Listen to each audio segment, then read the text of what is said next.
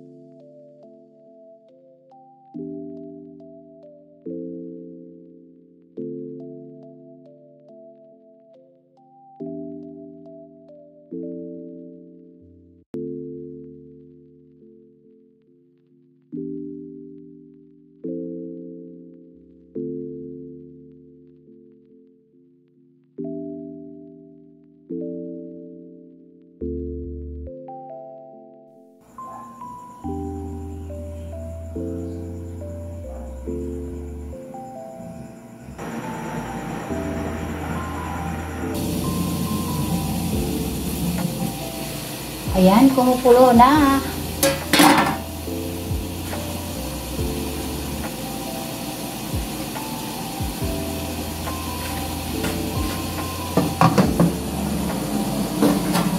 Then, ay malinis tayong lagyan natin ng ganito guys para malinis na. Tela.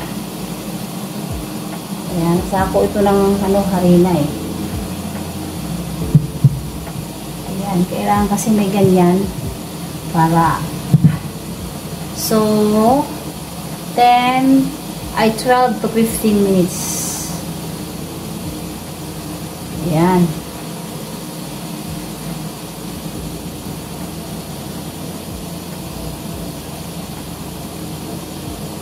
So 2 layer po yung steamer. Ayan. So, mag-start tayo 12 to 15 minutes. So, ayan guys, buksan na natin to kasi, ano na, time's up na, time's up.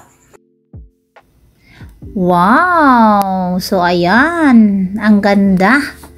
Ganda ang kinis. Yung tubo niya, okay lang. O, diba? Parang gandang Pilipina. So, pag ganyan ang kanyang, ano guys, tsura, hindi siya yung may biak. So, ibig sabihin yan ay, tama, hindi gaanong malakas ang apoy. So, kung gusto mo naman ng umaano siya, nabibiyak siya, okay din naman yun. So, lakasan mo lang yung apoy. So, ganyan lang po ang sekreto niyan. So, kung gusto mo ng ganito, hindi mabiyak, katamtaman na ang apoy. Okay? So, ayan. Ganyan lang.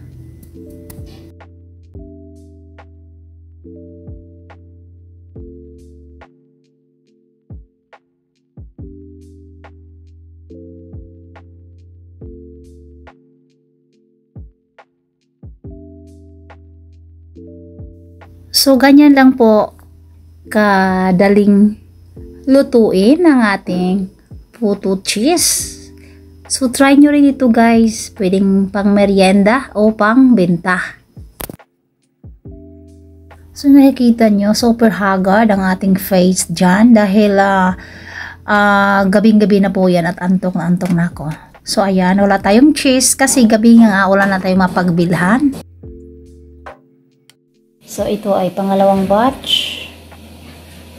Ayan.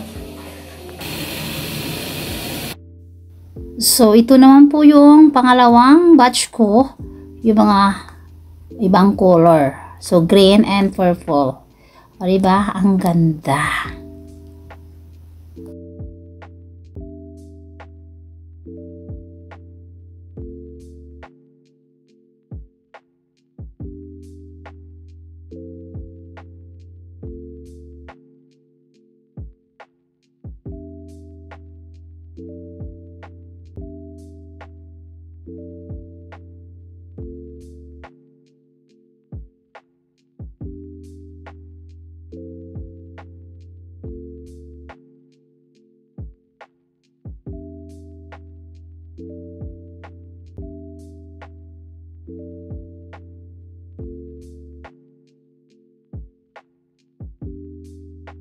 Ayan na po ang ating final products.